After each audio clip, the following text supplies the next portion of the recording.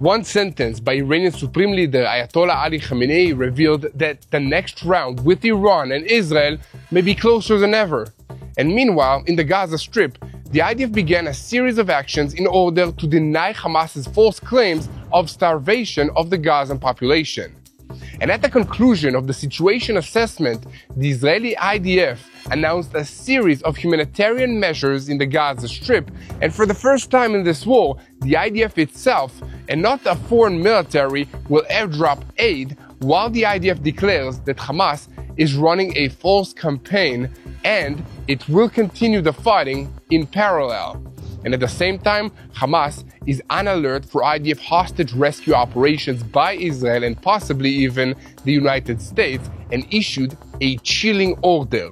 In a related story, Israel took dramatic steps late Saturday evening as Shayetet naval commandos seized the flotilla to Gaza, which was then towed to the Israeli port city of Ashdod.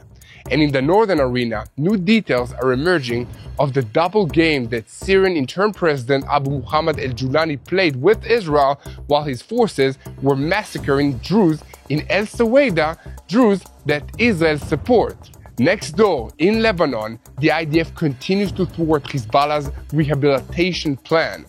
Welcome to Boots on the Ground. I'm your host, Yair Pinto, bringing you all the truth about what's happening in Israel. In the Gaza Strip, there is a simple, straightforward reality whereby Israel wants to bring in food to feed the population, but Hamas blocks this effort with help from the United Nations. Hamas has many reasons to sabotage the food distribution in Gaza, and it turns out that the United Nations and its agencies do that as well. On Tuesday and on Wednesday of last week, 2.2 million meals were brought in each day, and they were distributed at the GHF distribution centers, contrary to the image created in recent weeks by Hamas. Now, the IDF has taken to airdropping food into the Gaza Strip in an exceptional step that no one thought would ever be necessary. One cabinet minister in Israel declared that Hamas will not sleep well tonight, as the IDF also opened up humanitarian corridors for the United Nations in the Gaza Strip and connected a power line to a desalination facility. In another related story, the Saudi Ashraq al-Awsat media portal reported that statements by the United States President Donald Trump, as well as his special envoy Steve Witkoff and Israeli Prime Minister Benjamin Netanyahu, prompted Hamas to go on high alert for fear of IDF rescue operations of hostages from captivity. TBN Israel's senior Middle East analyst Mati Shoshani will have some thoughts to share with us about all of this and about the much bigger question of whether or not we're on the brink of yet another round of fighting with Iran. Mati will tell us all about that and also what surprised Israel during this war. Over the weekend, the IDF eliminated the terrorist Ali Muhammad Hassan Kutzman. He was engaged in attempts to rehabilitate the organization in southern Lebanon and work to recruit terrorists during this war, but he won't be doing that any longer. We have a lot to talk about today, so let's dive into the details. I'm Yair Pinto, and with me is Mati Shoshani, and this is your Boots on the Ground report about what's happening in Israel in day 660 of the war against Hamas, Hezbollah, the Houthis in Yemen, the Shia militias in Iraq, and all the other armed groups in this region operating under the control of Iran's Islamic Revolutionary Guards Corps, which is the head of the crumbling axis of evil in the Middle East. A moment before we begin, I want to call on you to help us spread the truth. Israel is winning the war on the ground, but in the information war, we are losing badly. Terror organizations spread lies about Israel, and we, at Boots on the Ground, are at the tip of the spear fighting this, and therefore, we need your help. So help us by spreading the truth. Share our content, give a like, leave a comment, and most importantly, hit that subscribe button so that you stay tuned to the truth and never miss another episode of Boots on the Ground. We start today's report with a look at what's happening in the Gaza Strip. IDF forces under the Southern Command continue to operate throughout the Gaza Strip against the terrorist organizations directed by the military intelligence and the Israeli Shin Bet. In the Khan Yunis area, Division 36 forces are operating to expand the fighting against the terrorist targets and to destroy hostile infrastructure. The 7th Brigade combat team directed strikes towards launchers from which anti-tank fire was carried out at IDF troops that resulted in no casualties for the IDF forces. And in the northern Gaza Strip, Division 162 is operating to destroy weapons and terror infrastructure both above and below the ground and to eliminate terrorists. And over the past 24 hours, the Air Force also struck more than 100 terror targets throughout the Gaza Strip in support of the ground forces. And amongst the targets that were attacked were terrorist squads, combat tunnels, military structures, anti-tank firing positions, and weapons depots. So, that's the kinetic activity. Now, let's move to the question which is shaking the whole world. Is there a famine in the Gaza Strip? Is the humanitarian crisis so severe? On Saturday evening, the IDF published a detailed announcement in which the army, for the first time, directed and officially addressed the false campaign about deliberate starvation in Gaza, which has been amplified worldwide by Iran, Qatar, and Hamas. In its statement, the IDF updated on a series of steps to be taken to improve the humanitarian situation in the Gaza Strip, including, for the first time in the war, aid airdrops by the IDF, while clarifying that in parallel, the fighting will continue with the goal of retrieving our hostages.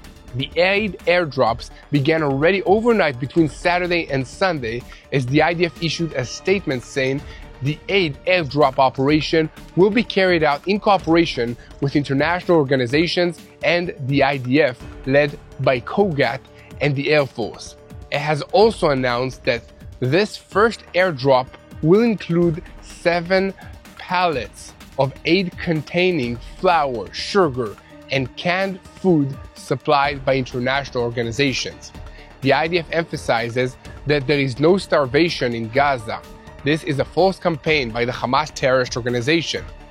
Responsibility for the distribution of food to the population in Gaza lies with the United Nations and international aid organization, and it is expected of the United Nations and the international organization to improve the effectiveness of distribution of the aid and to ensure that the aid does not reach Hamas terrorists.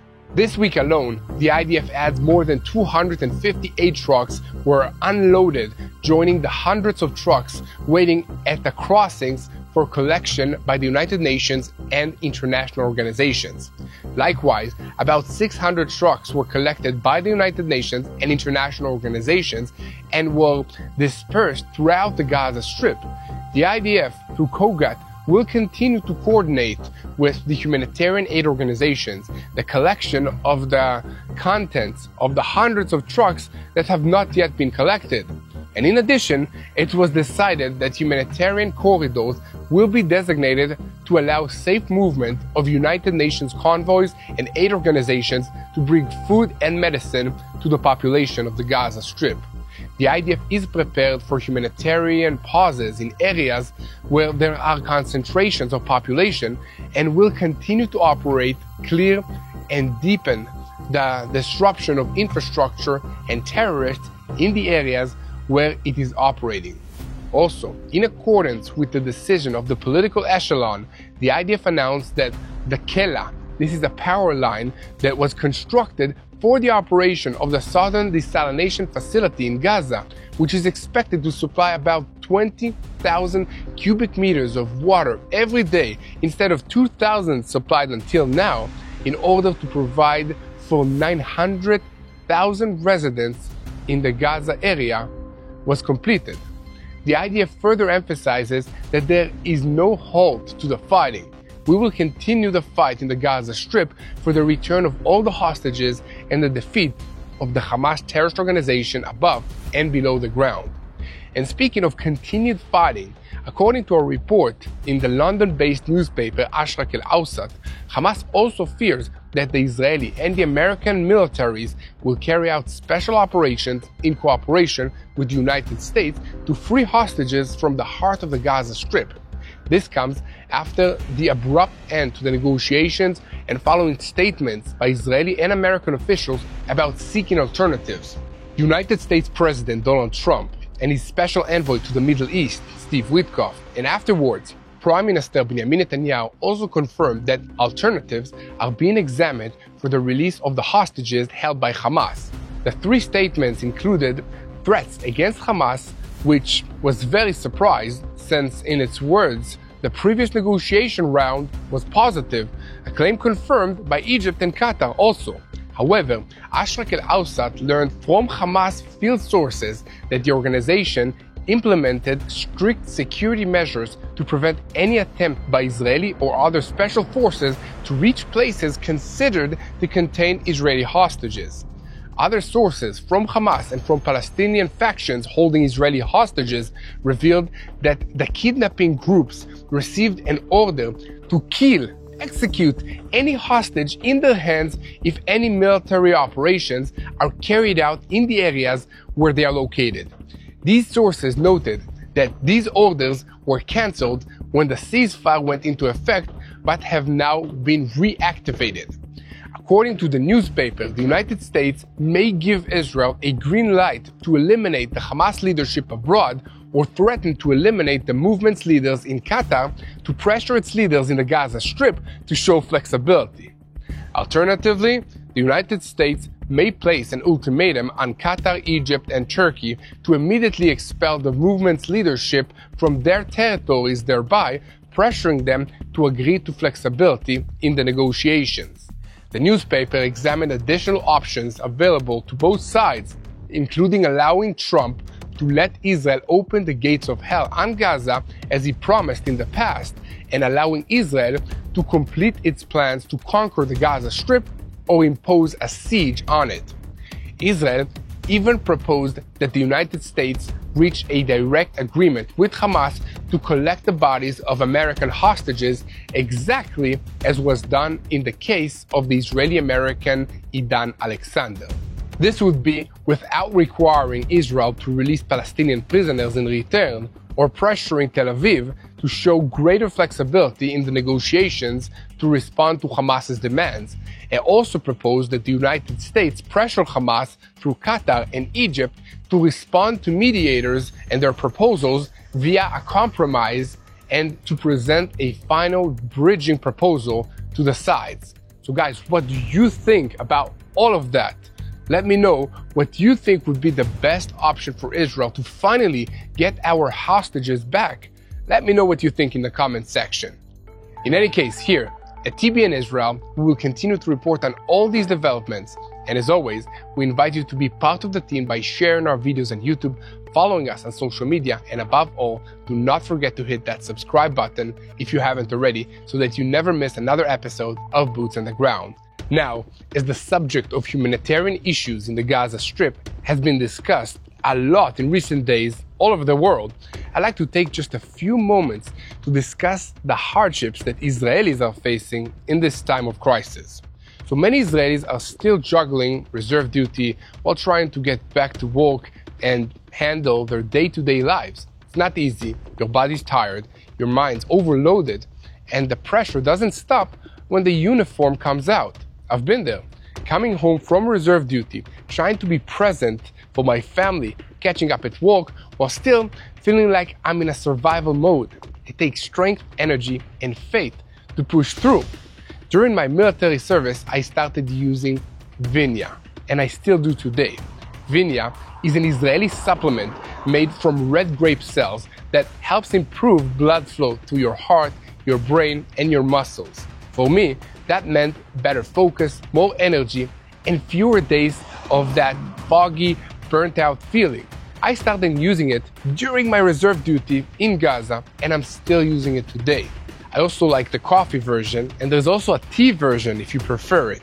So if you want to try it for yourself, go to Vignyatt, tbnisrael.com, or call 800-638 1944. Again, that's Vignyatt, tbnisrael.com, or call 800-638-1944.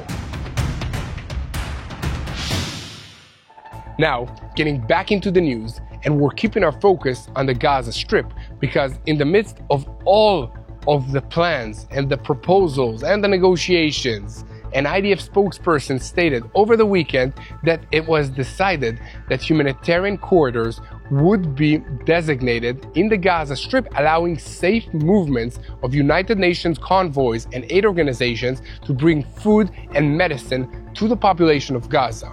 While all of this is going on, it's important for you to understand that the GHF distribution program is being carried out in 4 large secure areas at the Netzarim, Rafah, and El Mawasi. A 4th compound moves in the southern Gaza Strip is also very needed. The population arriving at these areas on a regular basis numbers about 1.25 million of Gazan residents. Hundreds of thousands in central Gaza City or in Deir el-Balach are within walking distance of a few hundred of meters from the Netzarim or El Mawasi area. Guys, let's be clear. There is no question that the conditions of the Gaza population is very, very bad, and they deserve much better.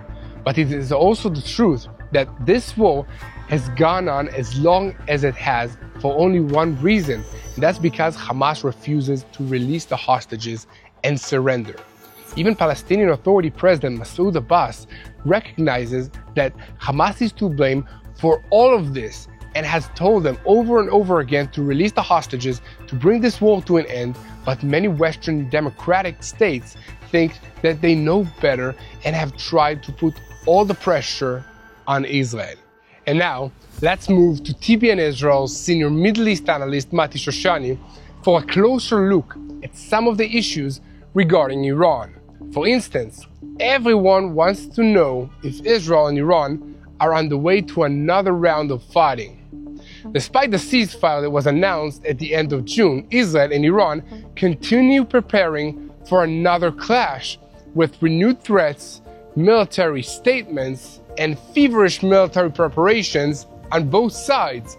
In addition, Mati will bring us all the details on how Israel eliminated Iran's electromagnetic bomb and prepared for the toppling of the regime. So, over to you, Mati.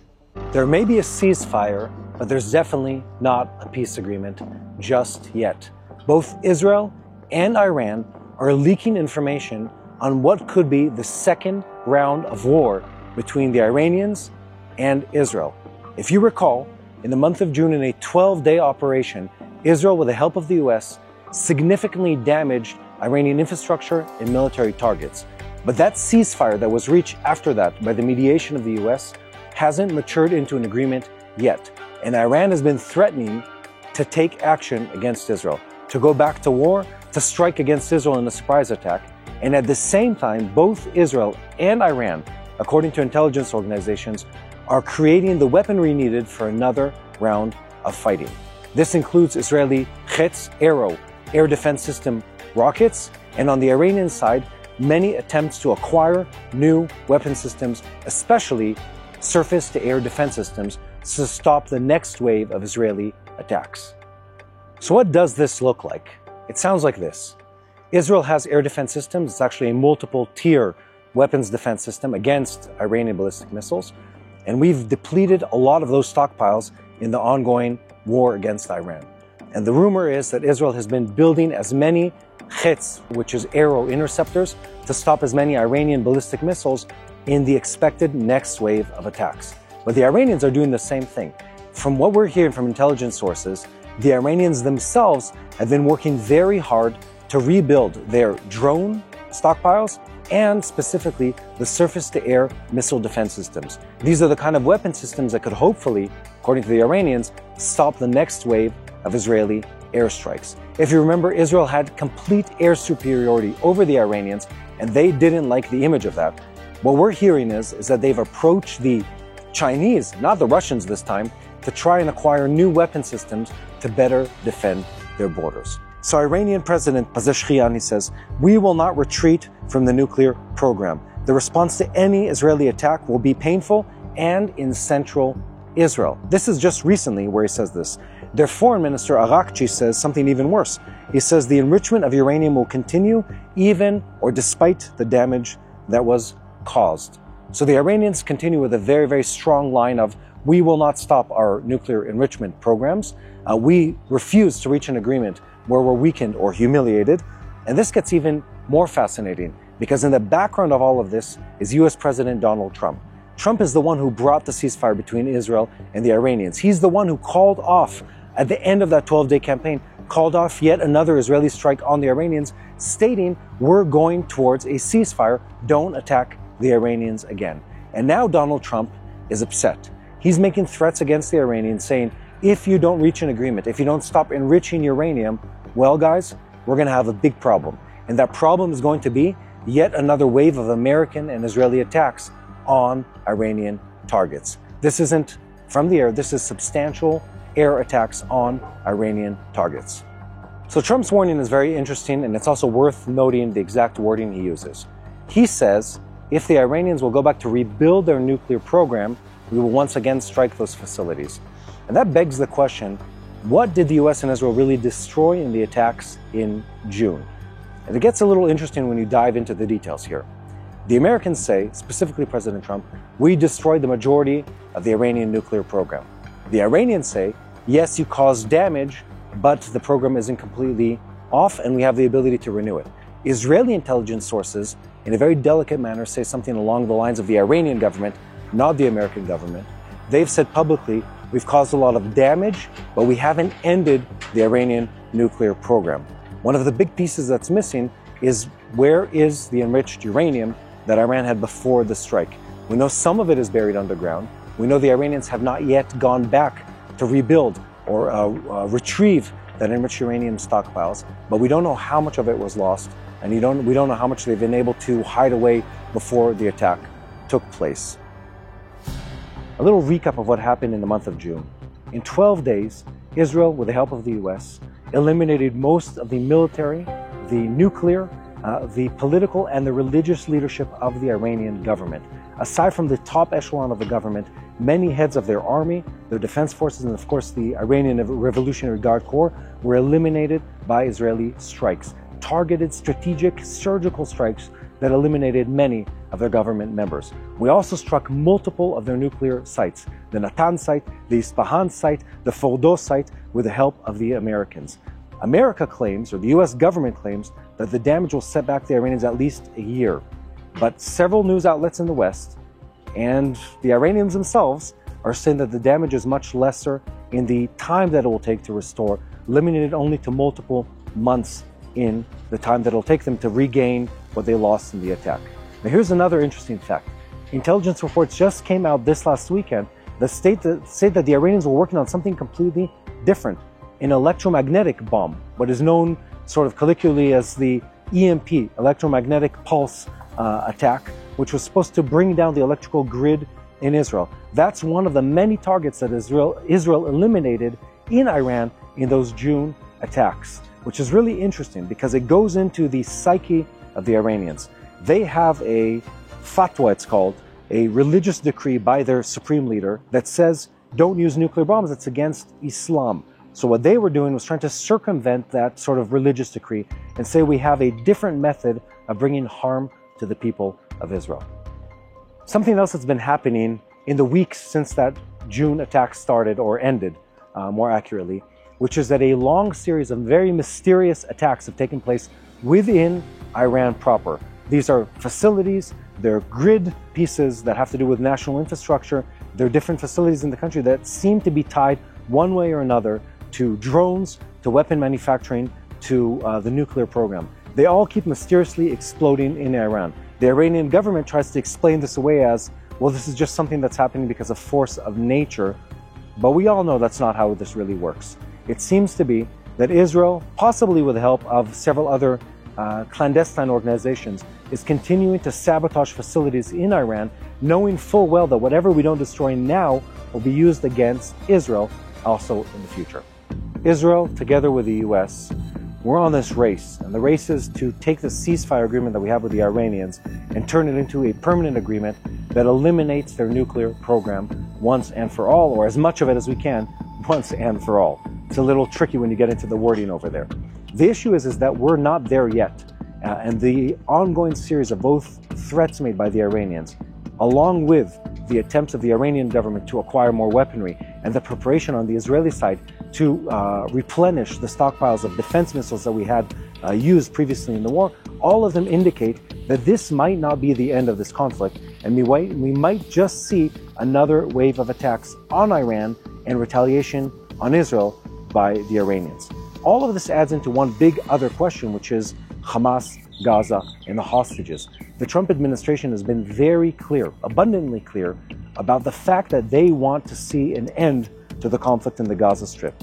President Trump and the Special Emissary Witkoff have talked about this repeatedly with a very clear message. We want to end this conflict, and we want to end it with the hostages back in Israel. The problem is Hamas doesn't play along with this negotiation desire. They've once again, just this last weekend, pushed back on negotiations with Israel with a long series of excuses on their end. All of them result in the same thing. We never are able to reach a ceasefire agreement with Hamas that ends with the hostages back in Israel. Now, President Trump has said, maybe we need to look at this from a different perspective.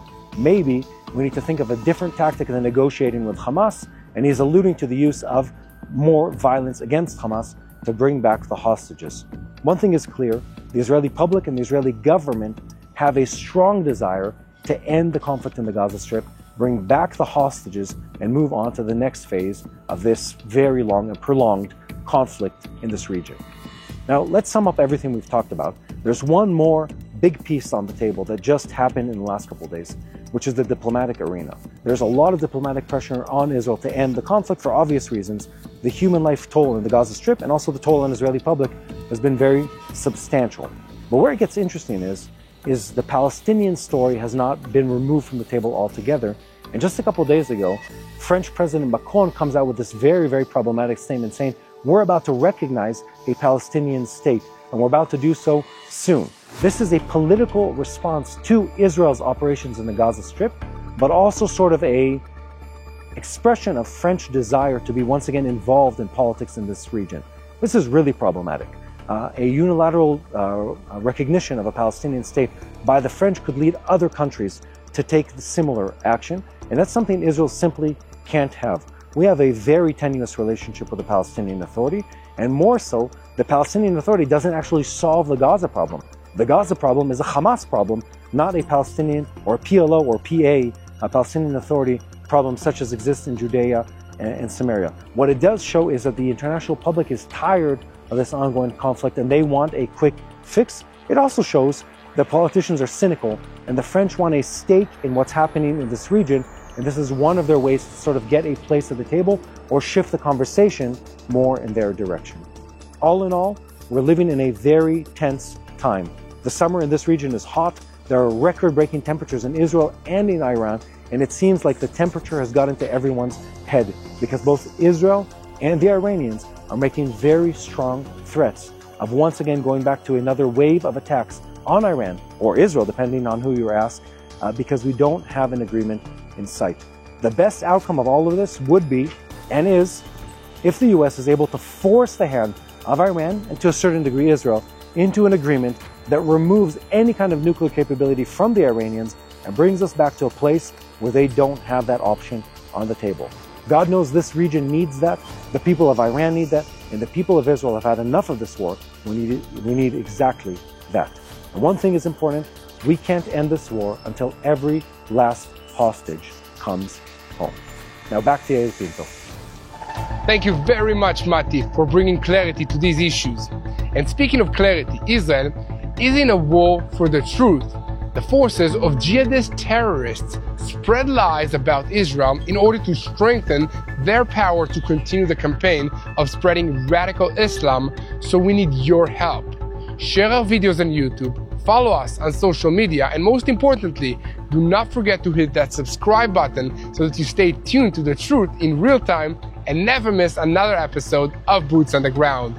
Now, getting back into the news, an Air Force aircraft directed by Division 91 struck and eliminated the terrorist Ali Muhammad Hassan Qudssan on Friday. He was the manpower chief for the Binjbal sector in the Hezbollah terrorist organization and was engaged in attempts to rebuild the organization in the Binjbal area of southern Lebanon and work to recruit terrorists during this war, but he won't be doing that any longer. The IDF stated that terrorist activity constitutes a violation of the understandings between Israel and Lebanon, and the IDF will continue to act to remove any threat to the state of Israel. Meanwhile, Hezbollah's military wing recently informed the Speaker of the Lebanese parliament, Nabih Berri, that it will not hand over its weapons to the Lebanese National Army. Hezbollah also told Berri it is not interested in an economic conference or in reconstruction. Berri also informed Barak that he does not promise to collect the weapons north of the Litani before the end of the year, even if Israel withdraws its forces. Hezbollah also says that it is ready to clash with the Lebanese and the state of Lebanon if it wishes to do so. In other words, Hezbollah is daring the internationally recognized government of Lebanon and the Lebanese National Army to try and force them to obey the laws of the country of Lebanon. Hezbollah still has the support of Iran and the internationally recognized government of Lebanon, and the National Army has the support of the United States and also France. Should they call Hezbollah's bluff and possibly plunge the country into another round of civil war? Let me know what you guys think in the comment section. In the meantime, click the subscribe button so that you stay tuned to the truth in real time. And now, we are keeping our focus on the northern arena and continuing with reports that are coming out of Syria. According to a report on Saturday by Al Jazeera, which quoted a senior Syrian official, an exceptional meeting was recently held in Paris with the participation of delegations from the Syrian Foreign Ministry and the Israeli Shin Bet. According to the report, the meeting was mediated by American elements and dealt with the security escalation in southern Syria and an attempt to curb further deterioration in the situation in that area.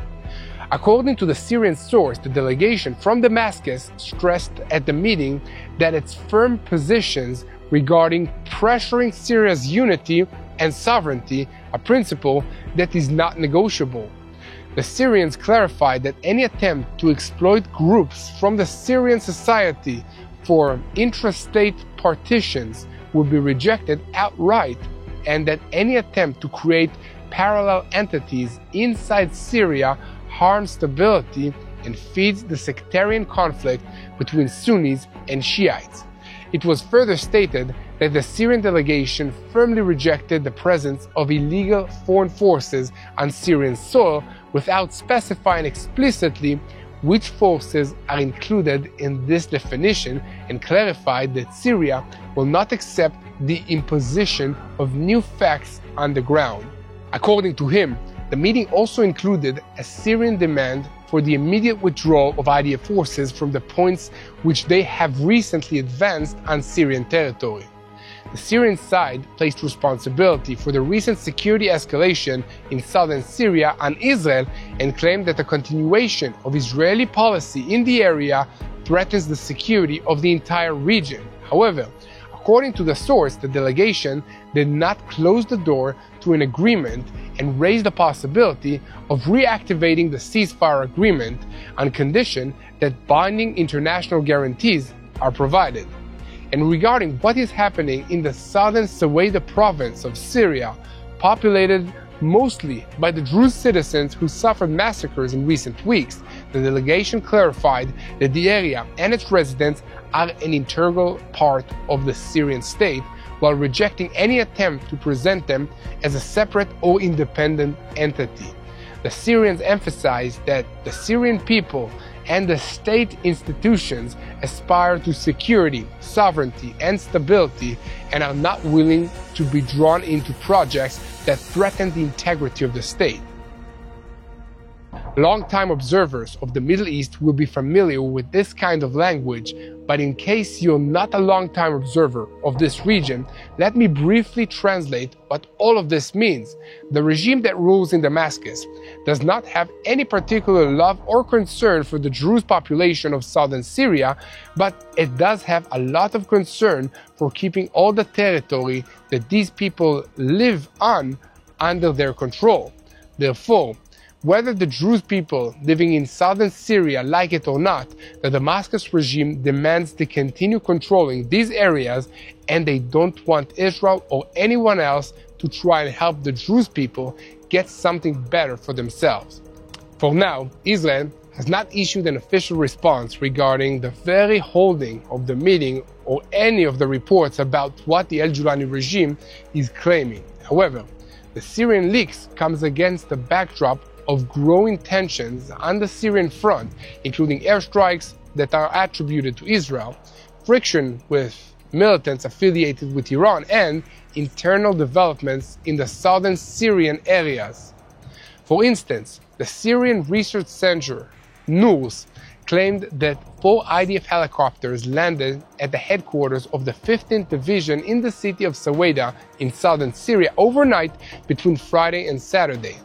This Druze stronghold has been a focus of heavy clashes in recent weeks, and it's likely that these Israeli helicopters were bringing military and logistical aid to the men of Sheikh Hikmat el-Hijri, the senior Druze leader that is considered a fierce opponent of al-Julani's regime in the area. Other media reports supported the claims that were made by NURS. It's important to remember that the deadly clashes over recent weeks in al-Suwayda, there were more than 1,300 fatalities. Even in recent days, horrific images and videos from the days of fighting in al-Suwayda have continued to be published on social media networks, including how-to-watch clips of executions of Druze carried out by gunmen. The footage joins a series of other terrible videos that have circulated since the beginning of the week online, in which Druze in al-Suwayda are seen being terrorized and humiliated in a variety of brutal ways. Last Thursday, Prime Minister Benjamin Netanyahu met with the leader of the Druze community in Israel, Sheikh Mufak Tarif, and in a speech in the state memorial ceremony of Ze'ev Jabotinsky on Mount Herzl in Jerusalem, Netanyahu spoke of the meeting and said, "We will not abandon our Druze brothers in southern Syria. I met today with the leader of the Druze community, Tarif, and I told him that in light of the terrible massacre, our policy in southern Syria is gaining added force." According to him, the new objective is to demilitarize the area south of Damascus adjacent to our border. We will do whatever is necessary with added force to assist and protect the Druze. One cannot remain indifferent to the scenes of horror that are being revealed in al-Suwayda. And guys, here at TBN Israel, we will continue to report about all the details that are coming from the northern arena in Syria and Lebanon, and we ask you to help us spread the truth by sharing these videos on YouTube, following us on social media, and above all, hit that subscribe button so that you stay tuned to the truth of whatever is happening in Israel, boots on the ground style. Now, we are switching our focus to the diplomatic arena, where the big news in the past few days was the announcement by the French President Emmanuel Macron that France will recognize a Palestinian state at the upcoming United Nations General Assembly meeting in September.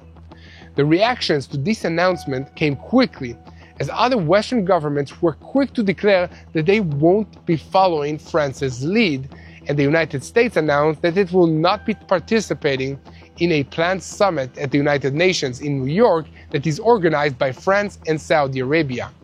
The event was already on track to have a sparse attendance and be yet another embarrassment for Macron, who has suffered a string of political and diplomatic failures recently. Macron described the summit that is set to begin on Monday as a significant step towards recognizing a Palestinian state. But according to the Free Beacon website, sources familiar with the details said that participation rates are weak, with fewer than a third of the countries that already recognize a Palestinian state are expected to attend. In addition, some of the states that do plan to send representatives to the event are non-democratic countries, including the usual suspects like Cuba, Russia, and China. The level of diplomatic representation amongst the participating countries is also lacking. This is according to the report so far. And French Foreign Minister Jean-Noël Barrot is hosting this summit, but most participating countries will not send their foreign ministers. And according to the Free Beacon report, this is likely to hurt Macron, whose approval rating has dropped to 19% in recent polls.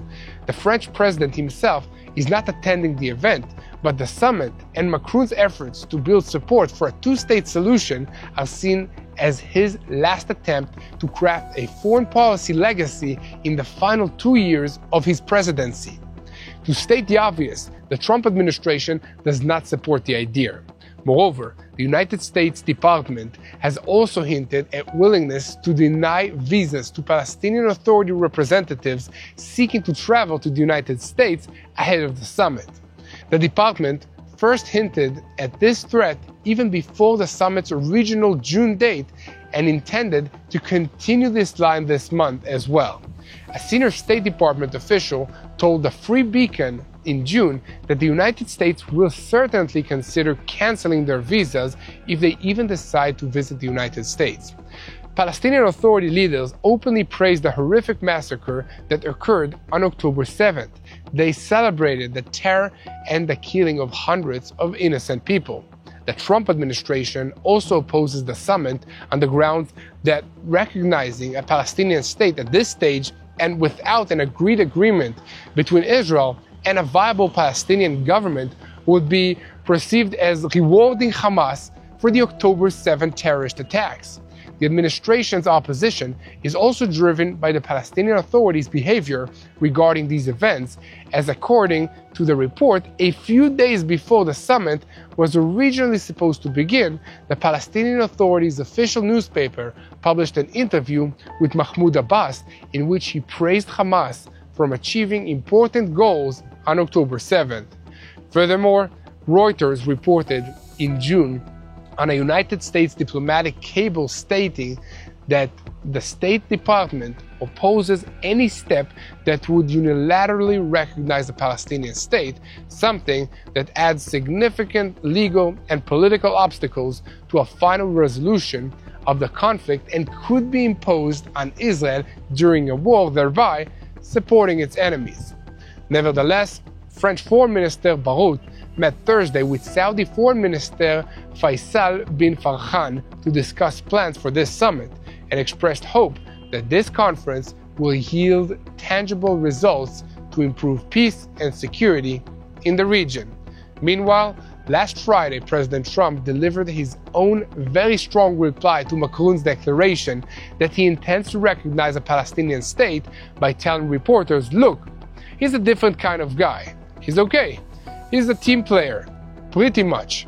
But here's the good news. What he says does not matter. It's not going to change anything. And guys, here at TBN Israel, we will continue to spread the truth, and we invite you to keep supporting our work by sharing these videos with your friends, and most importantly, by praying. Guys, this is a spiritual war, and we are being attacked on multiple fronts. We have the physical front, that we're fighting terrorists and terror regimes in Iran, Lebanon, Syria, the Gaza Strip, Judea and Samaria, and Yemen. We are winning this front, but there is another front. There is the front for public opinion and for the truth. And sadly, we are losing this front very badly. Our enemies are spreading lies, and the world is believing these lies. This is how the enemy is operating. And how do you battle lies? You battle them with the truth and with prayer. So guys, as you are praying, make it personal. Pray for an IDF soldier with his family. Pray for a hostage and his family. Pray for a family that is suffering, if it's a Druze family in Syria or somewhere in this region that is affected by this terrorist regime. Let's unite in prayer for the peace of Jerusalem.